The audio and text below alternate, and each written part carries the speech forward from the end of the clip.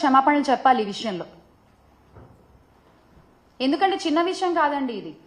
ప్రజల్ని నమ్మించి మాటిచ్చి మోసం చేసి అధికారంలోకి వచ్చేసి ఏరు దాటాక తెప్ప తెగలేసినటువంటి చందాన్ ఉంది ఇది.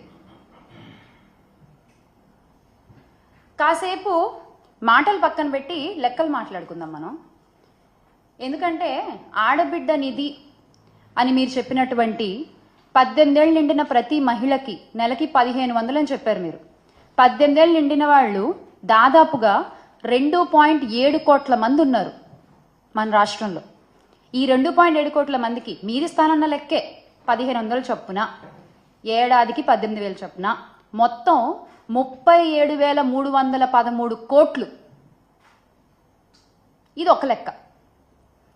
తల్లికి వందనం దగ్గరికి వస్తే మొత్తం 83 లక్షలు, అంటే నెంబర్ ఆఫ్ స్కూల్కి వెళ్ళేటువంటి పిల్లలు 83 లక్షల మంది ఉన్నారు. అలాగే ఒక స్టూడెంట్కి 15,000 అన్నారు, మీరే అన్నారు, నేనేమనట్లా, 15,000 అని మీరే అన్నారు. ఆ లెక్కన మొత్తం 12,450 కోట్లు. ఇక మీరు ఇస్తానన్న దీపం పథకం, బాబాయ్ అసలు దీని గురించి అయితే ఖచ్చితంగా మాట్లాడుకోవాలి మనం. ఈ దీపం పథకం కింద అసలు మొత్తం ఎల్పిజి గ్యాస్ కనెక్షన్ ఉన్న వాళ్ళు మన రాష్ట్రంలో 1,54,47,061 మంది. ఓకే, మీరు ఇస్తానన్నది 3 సిలిండర్లు ఏడాదికి. ఒక సిలిండర్కి ఎంత అన్నారు? 1,000 రూపాయలు అన్నారు, అవునా? ఆ లెక్కన సంవత్సరానికి 3,000 అయింది. అప్పుడు ఇంతమందికి 1,54,47,061 మందికి ఎంత అవుతోందండి సంవత్సరానికి? ఈ దీపం పథకం కింద 4,115 కోట్లు కావాలి. 4,115 కోట్లు. కానీ మీరు ప్రవేశపెట్టింది 800 చిల్లర. అంటే మీరు ఒక్కొక్కటే ఇద్దామనుకున్నారా? ఎగ్గొట్టేస్తామని తెలిసే మీరు ఇలాంటి హామీలు ఇస్తూ ఉంటారా? ఏం అడగరులే, ఏం పట్టించుకోరులే అని చెప్పి. అలాగే బస్సు ప్రయాణాల గురించి కూడా చెప్పుకోవాలి మనం ఇక్కడ. ఉచిత బస్సు మా మహిళలందరికీ, ఆహా ఎంత సంబరపడ్డారో ఆ రోజున. ఉచిత బస్సు మహిళలందరికీ చక్కగా ఫ్రీగా ఎక్కేసి అటు ఇటు మనకి ఎటు కావాలంటే వెళ్ళొచ్చు అనుకున్నారు. కానీ అది కాస్త దసరా అన్నారు, అదైపోయింది. తర్వాత దీపావళి అన్నారు, అదైపోయింది. ఆ తర్వాత నూతన సంవత్సరానికి అన్నారు, అదైపోయింది. సంక్రాంతి కూడా వచ్చేస్తోంది. ఇప్పుడేమో మీరు ఏప్రిల్ నుంచి అంటున్నారు మళ్ళీ. ఎందుకు అంటే ఒక ఉచిత బస్సు హామీని అమలు చేయడంలో ఇన్ని వాయిదాలు ఎందుకు? మా మహిళలకు ఇచ్చిన మాటని ఇన్నిసార్లు ఎందుకు పక్కకు జరుపుకుంటూ వస్తున్నారు? ఎందుకు పక్కన పెట్టేస్తూ వస్తున్నారు? మహిళలనే కాదు, మహిళలు, రైతులు, విద్యార్థులు, నిరుద్యోగులు ఏ ఒక్క హామీ నెరవేర్చారండి? ఏ ఒక్క హామీ నెరవేర్చారు మీరు? నారా లోకేష్ గారు తీసుకుంటే టైం రాసి పెట్టుకోండి, డేట్ రాసి పెట్టుకోండి. 2025 మేము జాబ్ క్యాలెండర్ రిలీజ్ చేస్తున్నాం. లోకేష్ గారు టైం రాసి పెట్టుకున్నాము, డేట్ రాసి పెట్టుకున్నాము. ఎక్కడ సార్? గౌరవ విద్యాశాఖ మంత్రి గారు ఎక్కడ జాబ్ క్యాలెండర్? ఒకసారి ఆ వీడియో కూడా చూద్దాం.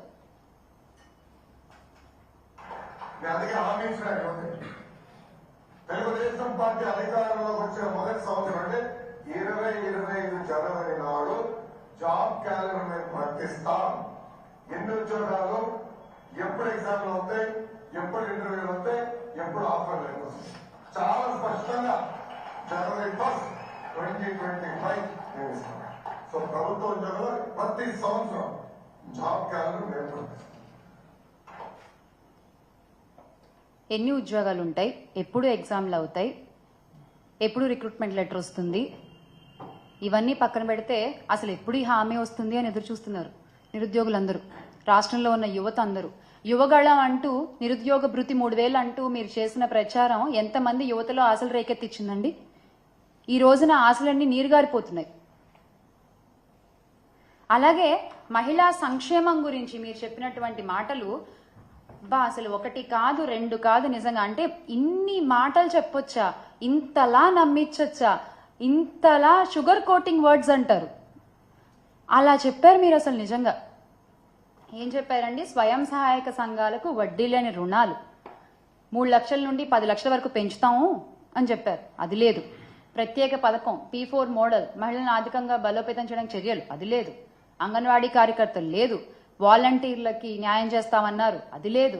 పండగ కానుకలు అన్నారు, పెళ్లి కానుకలు అన్నారు. పండగలు లేవు, పెళ్లిళ్ళు లేవు, ఒకటే పండగ ఒకటే పెళ్లి. ఇచ్చిన హామీలు ఎగ్గొట్టేయడం, అంతే కదా. ప్రజలేమో రోజు రోజుకి అన్యాయం అయిపోతూ ఉన్నారు. మహిళలకు ఇచ్చిన మాటలు గాల్లో కలిసిపోతూ ఉన్నాయి. మీ హామీలకి రెక్కలొచ్చి ఎగిరిపోతూ ఉన్నాయి. మీరు మాత్రం సంపద సృష్టి అని మాట్లాడుతూ ఉండండి. ఇన్నాళ్ళు సంపద సృష్టి అంటే రాష్ట్రానికేమో అనుకుని పొరబడ్డాం మేము. కాదు, సంపద సృష్టి అంటే మీకు అన్న విషయం మాకు మొన్న తెలిసింది.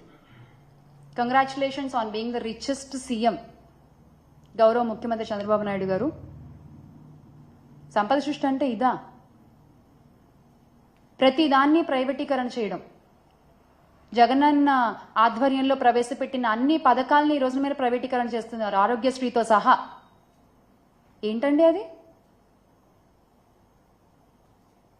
మహిళలంటే గౌరవం లేదు, యువతకి దారి చూపిద్దామన్న శ్రద్ధ లేదు, హామీలు నెరవేర్చుదామన్న ఆలోచన లేదు. ఏంటయ్యా అంటే మళ్ళీ అంటే ట్రోల్ చేస్తారు, సీజ్ ద షిప్ అంటారు. ముందు ఈ ప్రాబ్లమ్స్ అన్నింటినీ సీజ్ చేయండి సార్, ముందు ఇవన్నీ సీజ్ చేయండి, ఆ తర్వాత మనం మాట్లాడుకుందాం దేన్ని సీజ్ చేయాలో. ఇంతమందికి మీరు సమాధానం చెప్పాలి, ఇంతమంది మీ సమాధానం కోసం ఎదురు చూస్తున్నారు. వాళ్ళ తరఫున వైఎస్ఆర్ కాంగ్రెస్ పార్టీ ఖచ్చితంగా నిలబడుతుంది, ప్రశ్నిస్తుంది, అడుగుతుంది. ఖచ్చితంగా మళ్ళీ ఆంధ్ర రాష్ట్ర ప్రజలందరూ కూడా మా పార్టీ అధ్యక్షులు గౌరవ శ్రీ వైఎస్ జగన్మోహన్ రెడ్డి గారిని అధికారంలో కూర్చోపెడతారు. ఖచ్చితంగా we all will make Andhra great again with Jagan అన్న. జై జగన్. ప్రభుత్వ రాష్ట్రం ఆర్థికంగా అధ్వాన పరిస్థితి కాబట్టి దాన్ని బాగు చేయడానికి